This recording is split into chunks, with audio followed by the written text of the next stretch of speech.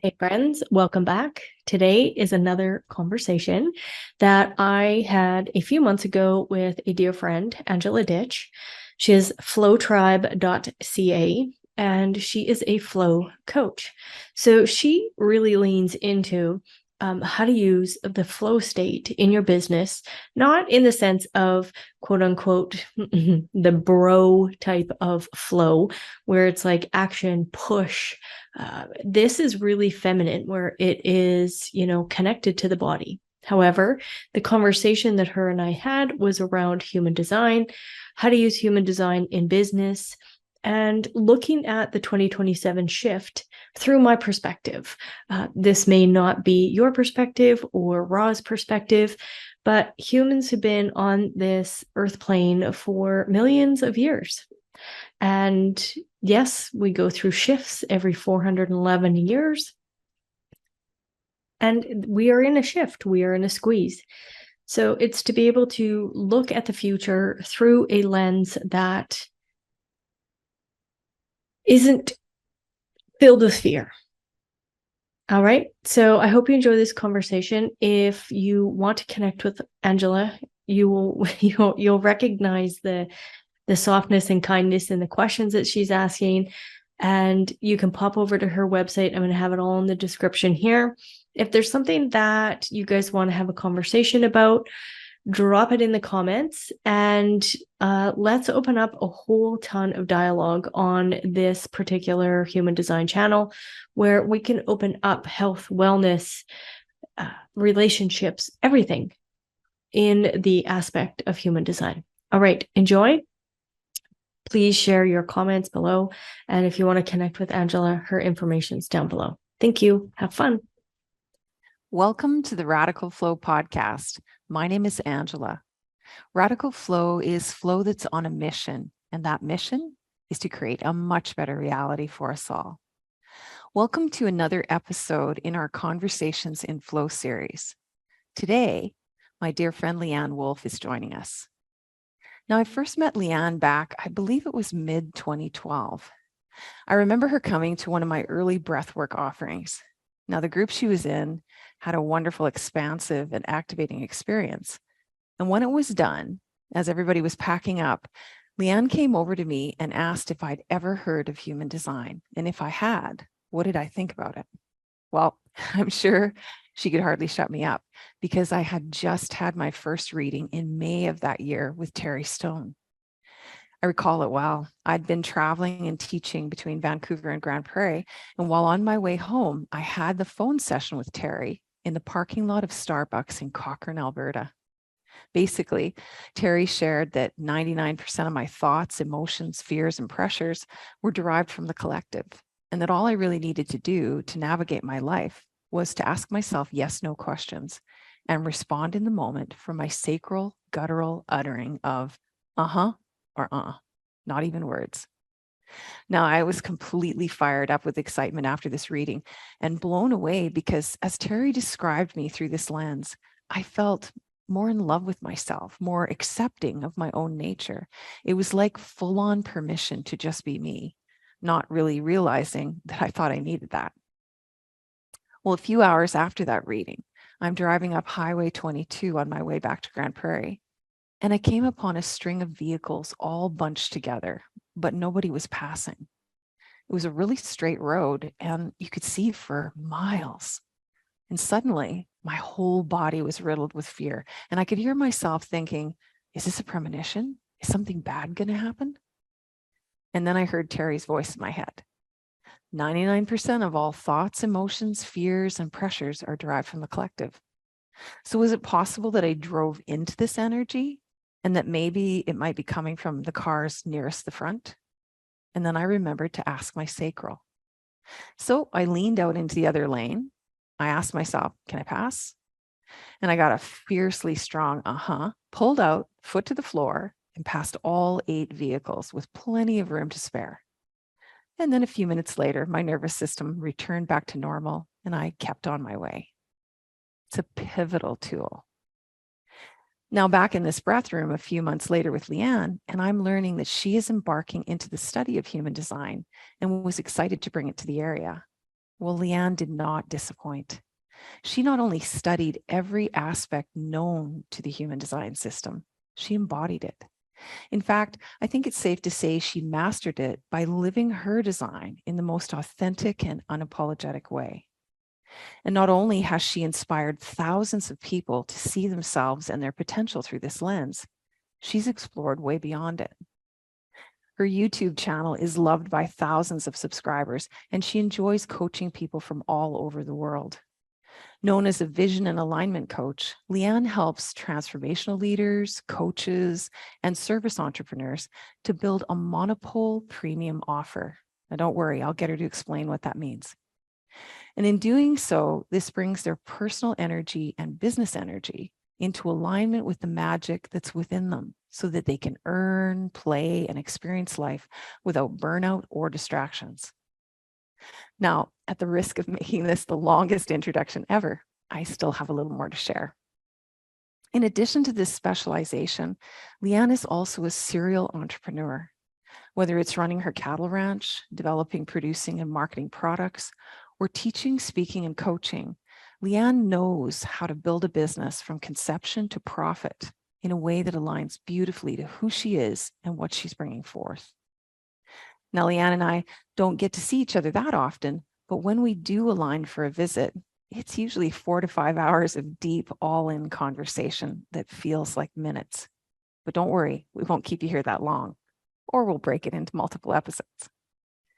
I have such deep respect for Leann's knowledge and her commitment to excellence, and I'm beyond grateful for her say it as she sees it wisdom and all that she has taught me over the years.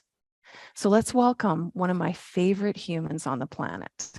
Hello, Leann, and welcome to the Radical Flow podcast. Angela, do you want to write my book for me? Thank you for that. You're welcome. You're That's very amazing. welcome. Yeah. I am so honored to be here with you and your calming voice and your presence. I love it. I love our connection. Oh, thank you. Right back at you. It's been a lot of years now, and I love that. And you know, a lot of evolution, and yet this common thing about us that it doesn't seem to matter how long it's been between we've connected. It's like we just pick up where we left off. And I love that. Yes, me too. Well, as you know, I like to dive right in, so I'm going to do that. And I also promised everyone in the introduction that I get you to define the term monopole offer.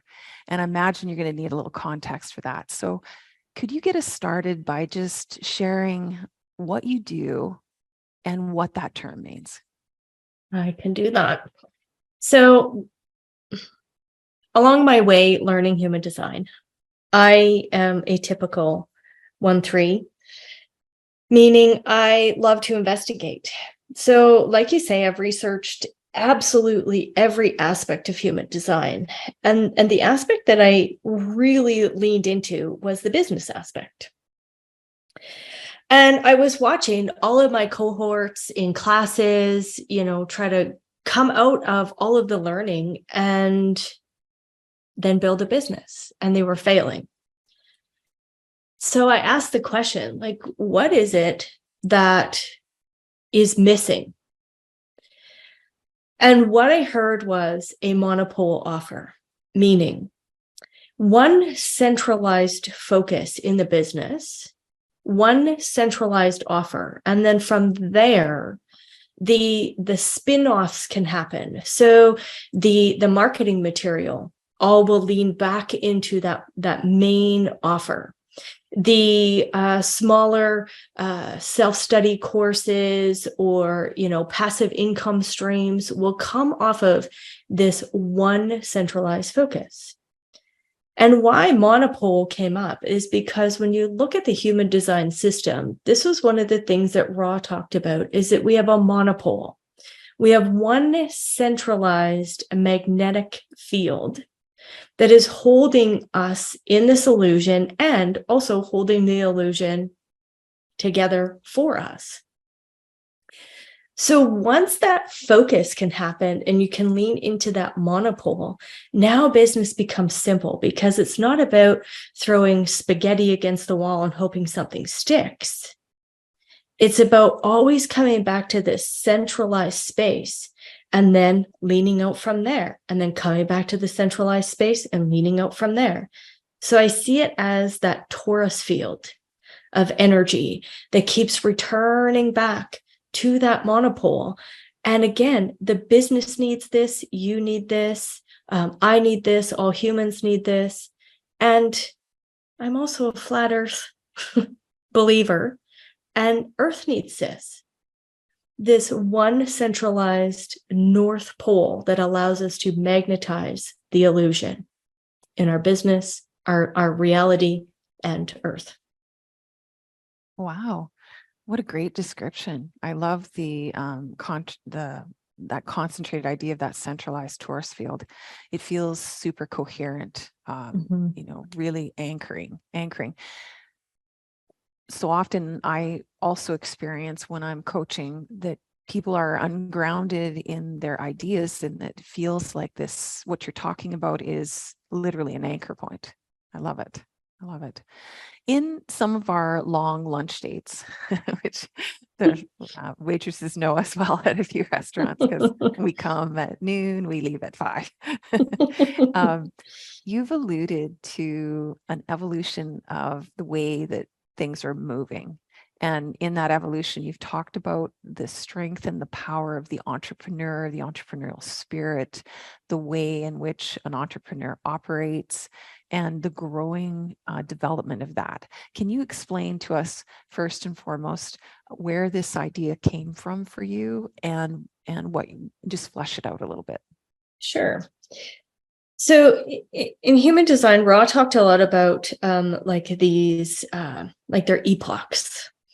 And basically, it's a 412-year cycle that walks us through the background energy. He called it the global orchestrated directory. Now, of course, as a flat earther, I don't see the globe as that. So it's still this background frequency that is conditioning all of humanity on the earth plane. So for the last 412 years, we've been in this cross of planning, cross of Maia energy. And really what it was this energy field that kind of pulled our authority, our decision-making, pulled it out of our centralized focus and put it outward into large business, government, into authority figures that we believed had our best interest at heart. So with that pull, it pulled us off of our monopole, off of our center. And we threw all of our trust into science. We threw all of our trust into large organizations. And for 412 years, we built a belief system off of that. We focused outside of ourselves. Now, what's happening in 2027 is this massive shift, which is called the cross of the sleeping phoenix, and it includes the cross of penetration. And what this shift is actually doing, it is reintroducing and reintegrating our decision-making and authority back into ourselves. So that instead of having the tribe or large organizations in government rule what we do and what's going on in our world, it's now getting refocused back into the individual so that we're actually taking back our autonomous decision-making.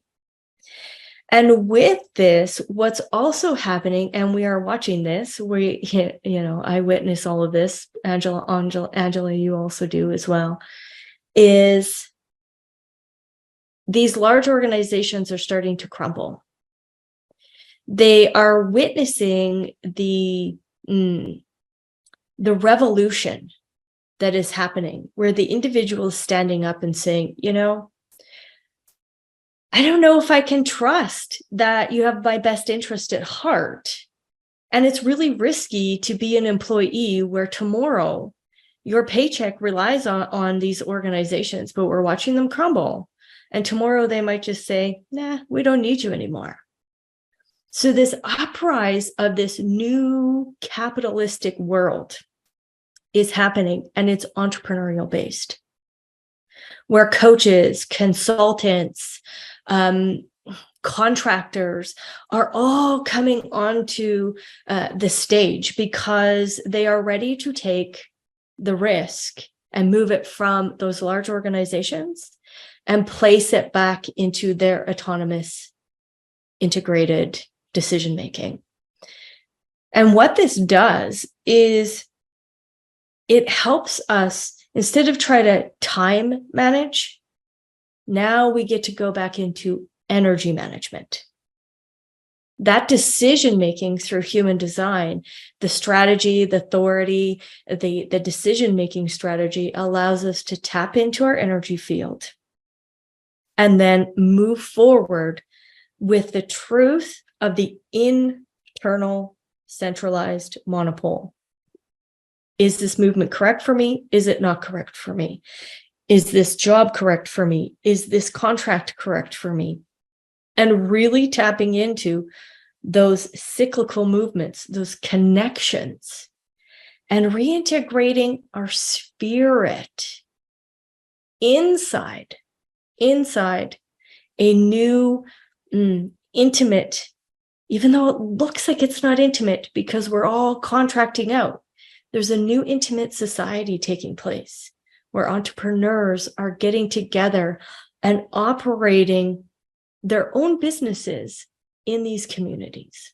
Does that make sense, Angela? Oh, yeah, totally. And it's such a huge implication. I mean, just coming back to a few things that you said here, talking about right now we're seeing this crumbling of the larger institutions where people had previously outsourced a lot of their decision making, a lot of the way that they operated to larger institutions like governments and systems to basically make decisions for us and lead us in the way that we live and operate. And now there is this deep questioning of, where is my best interest in all of this? And of course, I mean, I think it's safe to say that no matter what your opinion of the way things have rolled out over the last many years, and particularly escalated, no matter what that stance is that you have, you can see that there's a lot of questioning happening. It's evident out there. And the beautiful thing that spins off from that is that people are starting to not outsource their thinking. They're starting to think for themselves. They're starting to become involved and begin to get educated for themselves on different aspects. They're becoming more self-reliant in this act of becoming more involved. And that can't be anything but a good thing, no matter, again, whatever your stance is on that. And so, this is such a juicy conversation, and I'm so glad you're here because we take this in so many directions. The idea of business being, such a huge part of the fabric of life. Everybody works to make exchanges, to buy the things that they need to live the lives that they want. And again, with such a trend of outsourcing your own best interests or your own decision making and thinking, people are often misaligned in what they're doing in their lives. And we see that in the stress of people who are in jobs they don't like, or relationships they don't like, or living in ways and systems that don't match them. And we see it all the time everywhere. And if we could take that step to really come back into self, like you're saying, really connect deeply to spirit and find that centering, that monopole, as you call it, that magnetic center of self, and start to express from there, then the idea of the entrepreneurial spirit, whether it's your own business or you're contracting within an organization and in more of a job position, it still will bring people closer to expressing who they truly are and being aligned with what's important to them. And the offerings then naturally spill out to create a bigger mosaic of of connectivity. And so in your mind, as we near this epoch, this, 2027 mark where these crosses shift, what do you see as the potential that could happen for us? I think it's unlimited.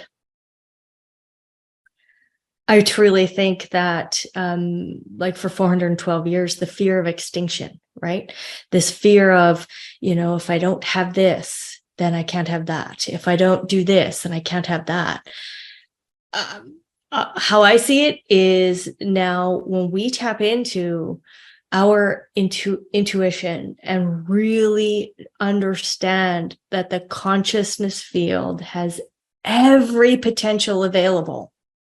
Now we get to participate through our strategy and authority and really dial in what's correct for us. So instead of hustle, hurry, push, push, push, now it's coming from this regulated emotional system, this capacity to actually think and use our mental capacity to ask different questions to the consciousness field, and then allow for this beautiful mechanism, this, human computer that is like, it's just waiting for us to use it differently. Now, all of a sudden, the potential is limitless because it's all right there. Agreed. So how do you think we go from the current state of society and its variations of how people are operating and evolve into that? Do you feel it's just a natural evolution? And here's where I'm coming from. When we look at society as a whole, there are pockets of people that, are becoming more evident that there's almost a sense of entitlement, a sense of they've grown up in a system or conditioning where they're happy to have the government look after them, or they're happy to have institutions look after them. It feels safe for them to, again, be in this outsourced state of being. How do those people transition? Like, what do you feel will be their path? Well, that's a loaded question. So I don't believe that every human being is going to go into this transition. I think that there is going to be an extinction that happens, that of those that their contract with the consciousness field, or whatever you want to call it, God, source, whatever, I think it's going to come to an end. And that's okay, because it's designed to do that. That those that aren't able to shift the perception, lean into the awareness, and play in the consciousness field, they are going to leave this earth plane and reincarnate into whatever it is that they need to reincarnate it to. I don't think it's for us to pull them. Yes, the more we are aware, our vibration will hold that in the consciousness field. So anybody that, is on the cusp can touch that vibration. However, I don't think it's our role to decide who's going to come and who's going to go. And as those governmental organizations, large business, as they crumble, so will those people that want to go with it.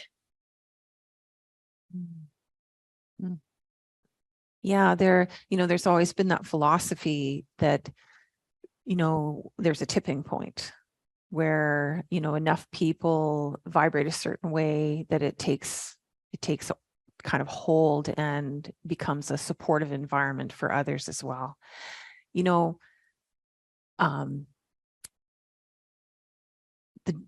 I love that our world is so diverse. You see the polarity in full bloom all the time with opposing opinions, strong, forceful opposing edges of opinion.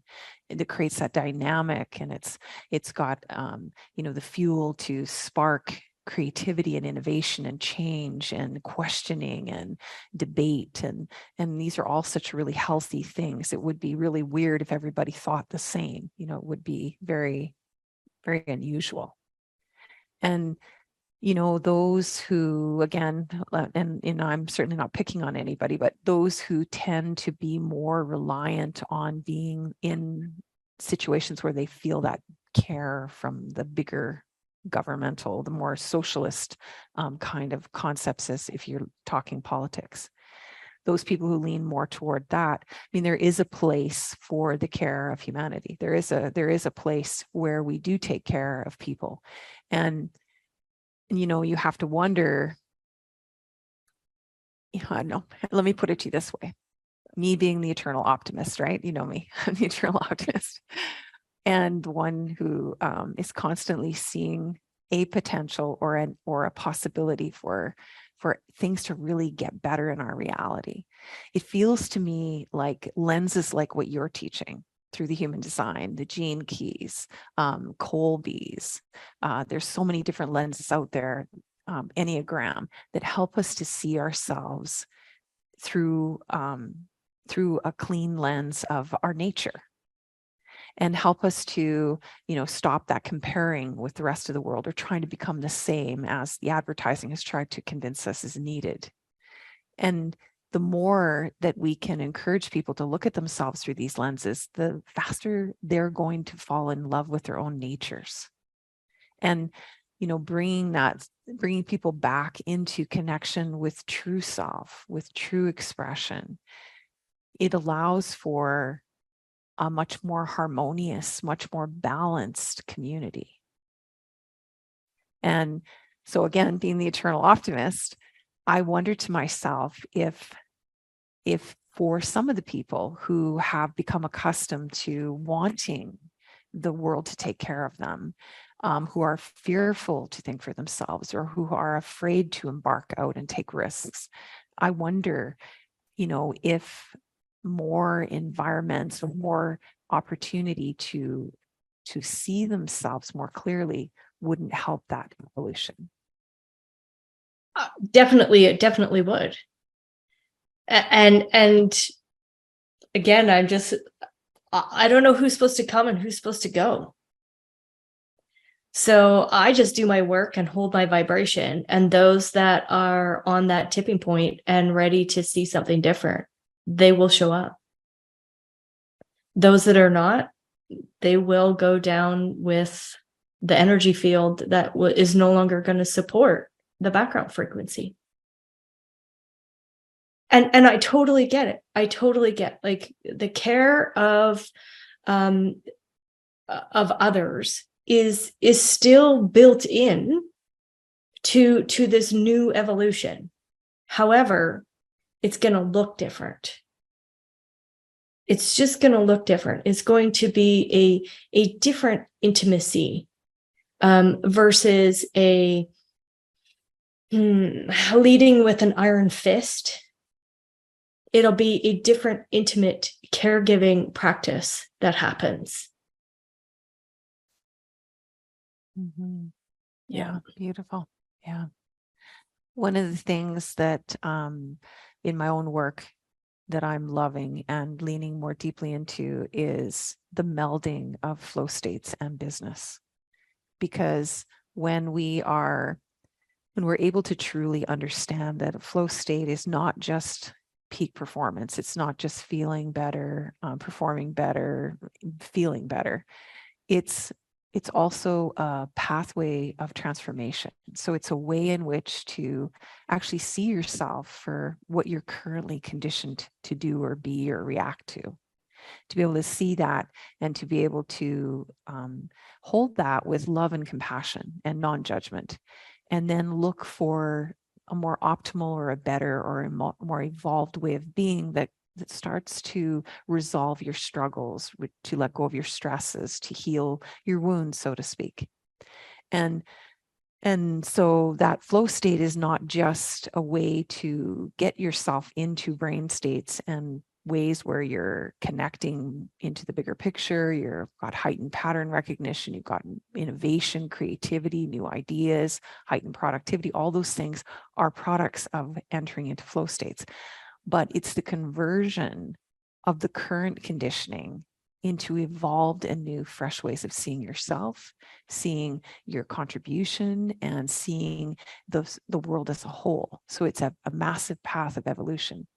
And so as flow and business start to meld together, it's about businesses that are where the owners and the people involved are aligned, as you say, with that monopole centering.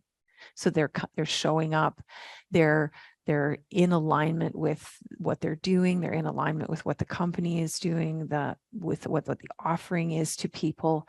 And so there's just a hugely potent and creative, innovative, and completely dialed in, tapped in, and in sync offering that is useful, and it's finding its people, and it's landing with results that are literally creating that better reality for us all. And it feels to me like environments like that have the capacity to really assist people in meeting an evolution like this. Now, in your work, tell us a little bit more about what it's like to work with you. So very similar to what you said in the introduction. I'm kind of like no nonsense. Mm-hmm. So when I'm working with people, all I do is just witness their articulation. I witness their body language. I witness, where their minds or their eyes are darting off. And I just allow for the human design bodygraph to speak to me. And then I listen to actually what's being articulated through their voices.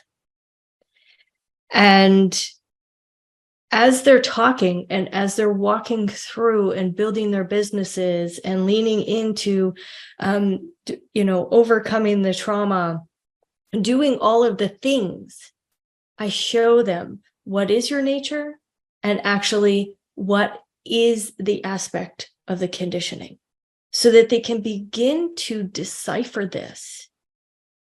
Because once we can decipher between the conditioning and actually our clean, crisp representation of our nature, now all of a sudden they've now shifted into the witness. And they can build their business, they can operate their lives, they can have different relationships, they can connect with their kids differently, they can connect with their spouses differently, because instead of being in that reactive conditioned state and speaking from that, subconscious patterning, now they can just witness the representation of the cleanest aspect, the best version of themselves, as the articulating factor. And once they see those two differences, they're like, oh. And once you shift into the witness, now the observation changes, because the perception is no longer clouded with the conditioning field. It's actually, enhanced by the nature. Does that make sense? So that's what I help people do. And then they can build businesses from that place. Beautiful, beautiful, clear. And so what do you find is their biggest challenge when they come in? It's usually, money and scarcity and lack. The poverty mindset that we've all been told. One of the biggest spaces that I work with is around authority figures. Most of us were raised with authority figures that for punishment, stuff was taken away.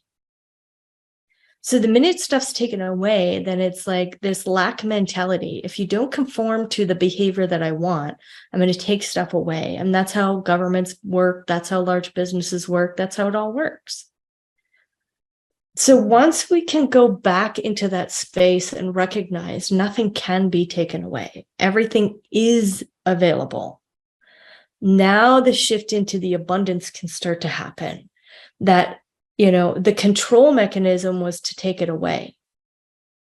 Now we don't have to worry about stuff being taken away, because we can now use the capacity of this earth suit to really lean into the abundance. And to also see sometimes that things go away, it's not a bad thing. Sure. Sometimes that things go away, it makes space for something new and fresh to come in. Exactly. Beautiful. Very beautiful. And what a wonderful thing, because again, that is a big thing for entrepreneurs with stepping out, is getting past that scarcity. Yeah. Absolutely. And so when you're meeting these clients, I mean, obviously your clients are attracted to you because they're visionaries, they're leaders, they're wanting definitely to be in an entrepreneurial space. They have something that they want to share and send out. How ready are they when they come to you? It's interesting. There is a dichotomy. There are still some that just want the reading and they're just dipping in their toes. And then there's some that are just full force, all in, ready to create alignment. So I know that within myself, that's still an aspect of me. I know that it's like, oh, I'm just half-hearted. I'm just dipping in my toe today. So it's my mindset shift that then moves my clients into a space where they are ready, they're going all in, and they're moving forward in the business, no matter what the conditioning field is saying or the obstacles that are trying to hold them back. Mm-hmm. Beautiful, beautiful. One of the things that human design has often said, and I'm going to use myself as an example, is that when I'm a manifesting generator, 3-5, and I'm a sacral authority for those who know human design. And so for me, if the energy isn't there, then that's often a sign for me to be able to look at myself and say, is this correct for me? Because typically when things are correct for me, the energy is there. How does that work when you're also dealing with, conditioning patterns of procrastination or, some other fear that's come in that's kind of gotten in your way? How do you address that? I think we've got to go right to the root cause, right? And go back to, where's that belief system sitting? And then I also really pull them into, so who's requesting this energy? How did you work in the past? Because if the past was efforting, hard work, lots of burnout, the physical body needs to quote unquote repair and be loved. So there's this deep, procrastination usually is because, you know what, I tried this before and I burned out.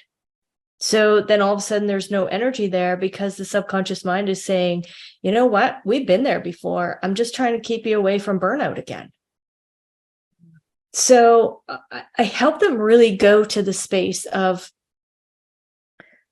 who's asking for your offers? How is that energy field being pulled out of you? This is for our generators and our manifesting generators. For the projectors, like, what's the invitation? When do you feel the most noticed and recognized? For our manifestors, leaning into, where do you feel that most creative bubble? When have you seen that in your past? How did you get there? And then our reflectors, really going deep into understanding there is cycles. You are reflecting the community. How is a community? Did you let it pull you off track?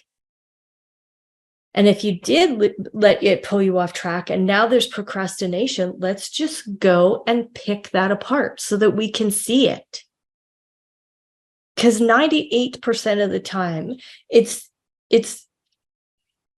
never about what is here in this moment right now. It's always about a past process that's stuck in the subconscious, that's holding them back from really recognizing the magic that's within. Love that. What a great way to say that. I love that. I've been noticing myself lately, and I don't know if this is an individual thing or more of a collective thing, and I haven't actually sampled to find out. But I've been noticing that there is this deep sense of a whole new book. And I don't mean an actual literal book. I mean a whole new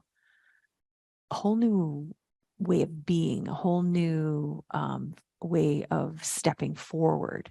And for myself personally, I am sitting in the space of, deep reflection and allowing for inspiration to rise rather than forcing, right? And at the same time, there's this deep, fun feeling like I'm the person who walks into Staples around this time of year as the back to school supplies will start coming out soon. I know it's just ending now, but they will start coming out soon. And I'm the one who gets excited because it's a fresh notebook. It's a brand new page. It's a beginning, right? Or New Year's. I love New Year's because it's a brand new, fresh year, new birthday. I love beginnings and fresh starts. And that's what it feels like. It feels like there's this pause that's happening. And there's some metamorphosis that's happening on the energetic level, but it's not even conscious. It's not even necessarily even tangible to go, oh, it's that, and it's this, and it's this. It's more this stirring feeling that there's a patience needed because a whole new book is coming. And it's not exactly the same feeling I had back in October 2019 when I was trying to look forward into the next year and couldn't see past the end of March, where it was just like this white, fuzzy field of nothing. It's not that feeling. It's a feeling of something brewing, something creative and fresh. Now, are you sensing or picking that up anywhere, or would you think that would be just an individual thing? So, do you want me to go back into the cross of Sleeping Phoenix and the cross of penetration? Yeah, Because that's truly what's happening. So the 53rd gate is new starts. Okay, it's a new cycle, and it's actually happening in 2027. So there's this energy field where what we're doing right now is we're actually closing a cycle.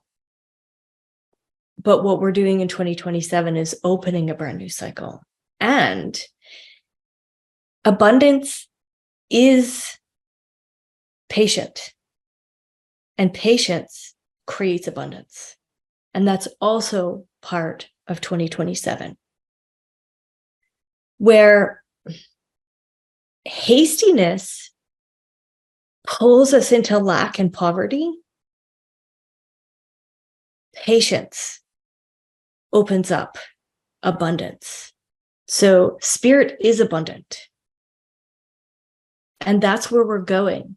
And it feels this fresh newness is also a part of this 51st gate that's available to us in the background frequency of the Sleeping Phoenix. And that 51st gate it's shocking. And why it's shocking is because it's pulling us into our individuality. And that's why a lot of people are getting they're getting the pre-shock right now of, oh, this is happening. Oh, our governments were lying to us. Oh, these kind of things are taking place. Oh, now what's happening is as we lean into that energy field, instead of being competitive with, your competitor on Instagram or the next coach or whatever it is, instead of looking outside of ourselves and being competitive, now we can integrate and lean into the next best version of ourselves. And that next best version, when we're always aspiring to that, it takes the focus inward.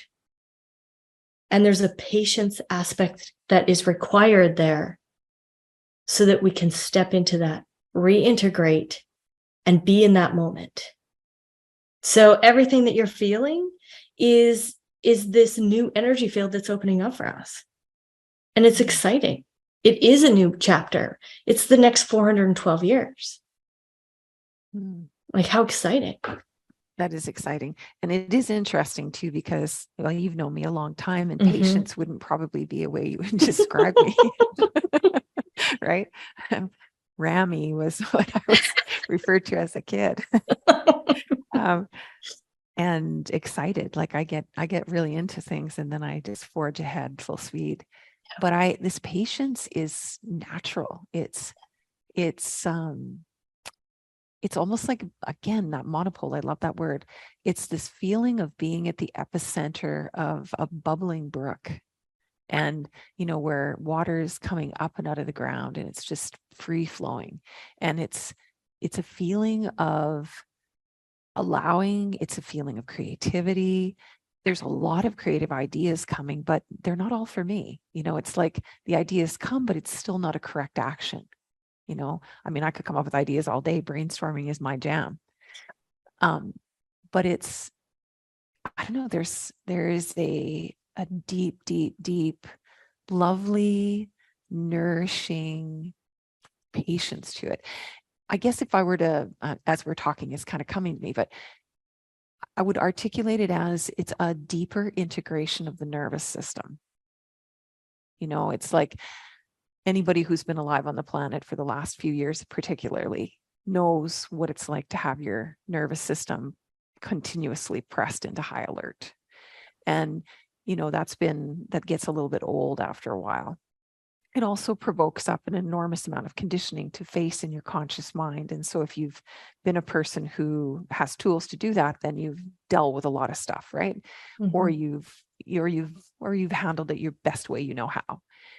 But this feels like a resting of the nervous system. It feels like a regeneration of the nervous system. It feels like an integration of the nervous system more with spirit. And I'm going to use that word because it's more with your consciousness, with your true self, your big I, your soul, whatever you want to call it.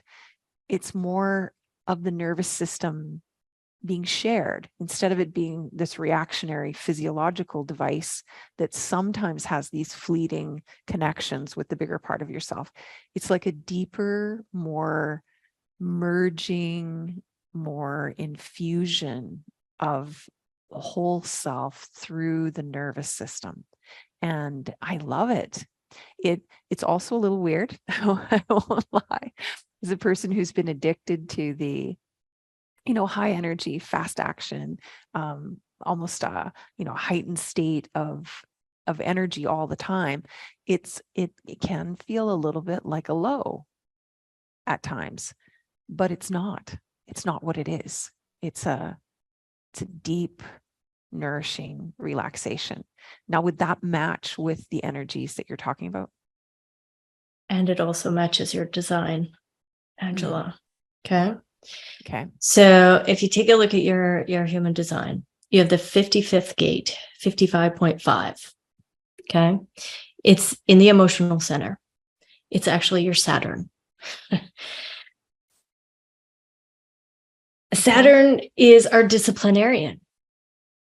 And what you have moved through in your process to deeply understand flow states has brought you to this place of abundance within the nervous system. That's the growth. So Saturn, it will discipline us when we're not leaning into our own value system. And then when Saturn disciplines us, it hurts, it kind of pokes. For you, this is the growth factor.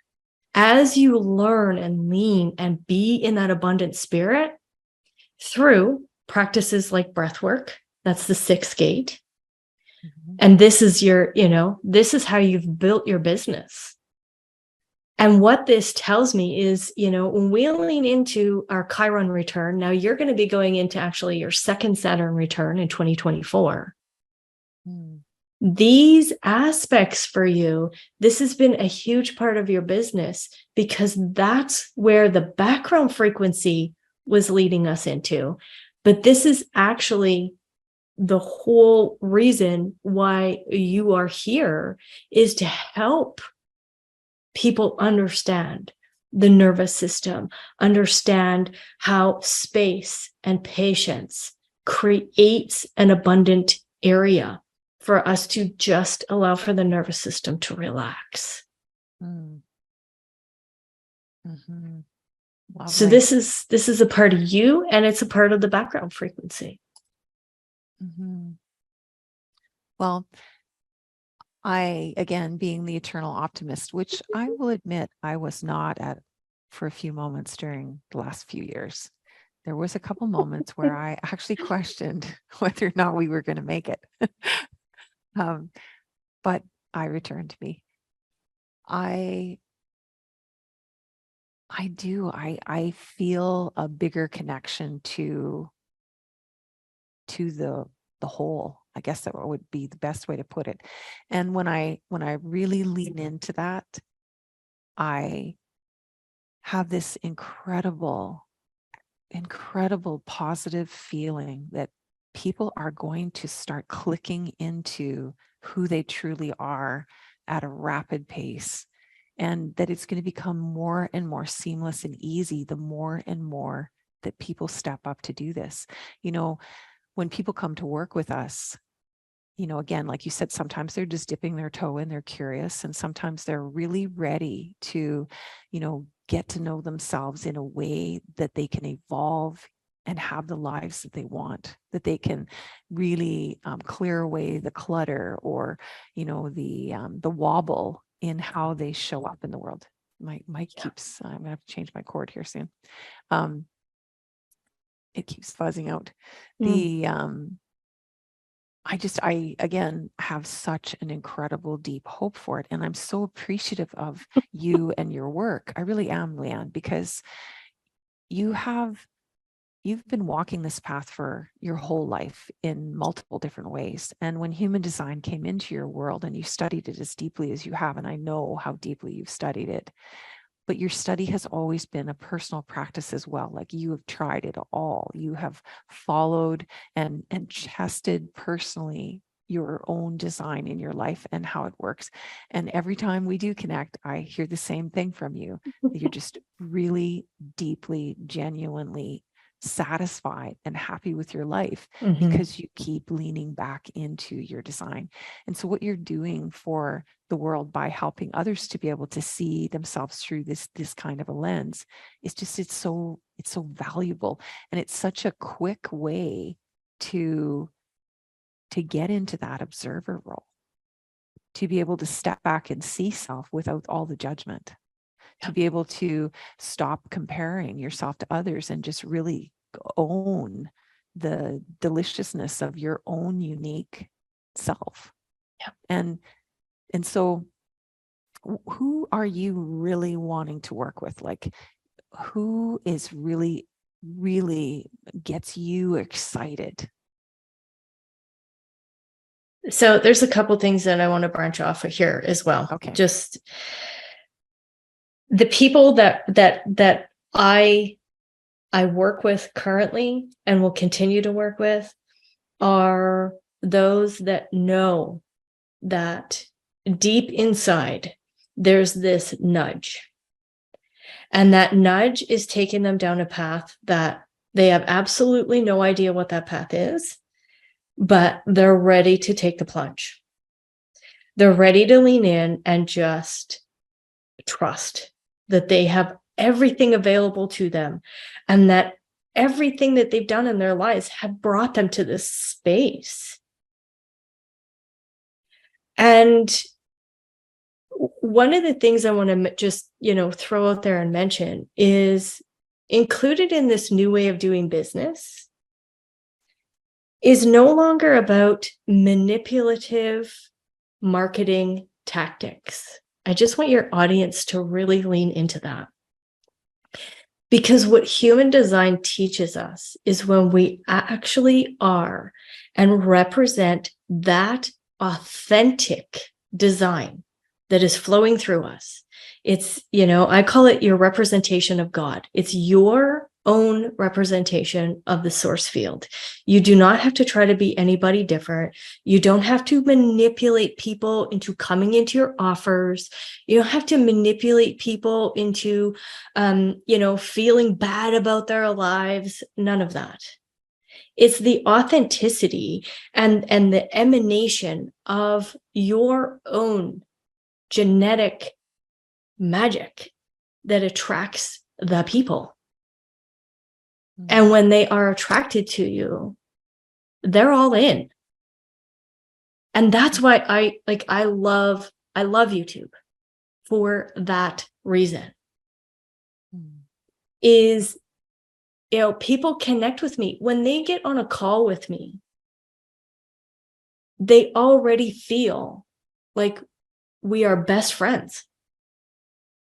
I sometimes don't even get to ask the very first question, like, how you doing today? None of that. They are in. They've already jumped into the abyss and they are sharing things with me. And we are in that space of let's clear the clutter and let's get into abundance, like within moments of connecting. Those are the people that I work with and that I love to have in my ecosystem. Because they're no longer letting the natter and chatter of that conditioning operate their lives. They're ready to go all in. Some of them are like, I'm really nervous. I totally get that. I'm okay. I'm just going to sit here and hold space for you. Let that nervousness go through. Others are like so giddy because they're like, finally, I can connect and just be in a space that is held in a way that is completely objective. So the people that I work with trust, they trust that nudge. They may not know all the hows. How am I going to get there? How am I going to do this? How am I going to do that? We work through that through the design and through the coaching practice. But they know that nudge is there and they're ready to lean into it. Those are the people I work with. Love it. Love it. I share some of those same kinds of clients and man, they are so amazing. I have some very beautiful long-term clients in my advanced flow classes that they're just in a continuous state of evolution, and they just love that they can show up and be whatever they're being in the moment, and everything is okay. We're just evolving. Yep. I love it. Love it. I have a favorite question that I like to ask all guests that come on my show. And so if I had the microphone to the world in my hand and I handed it to you and you had an opportunity to say just one thing to the entire world, what would you say? Trust your nudge. Trust it. There's this deep inner wisdom that is always, always guiding. Always guiding. It's just to lift up that weighted blanket and just allow it to be the guide. Love that. And see, now here's where my eternal optimist shows up. And I imagine, just imagine if everybody in the world could hear that. Everybody in the world for just an hour could really tap into that nudge and really listen and really move in whatever way that means for them. And just imagine what that could start as a ripple of, people. If you take 100 people in a room and all of a sudden 10 people in that room are completely operating truthful and in alignment with themselves and expressing and emanating their energy and their coherence, in who they are and how they're showing up, being the same person on the outside as they are on the inside, and living their truth and their passion, and just the ripple of that effect in that room.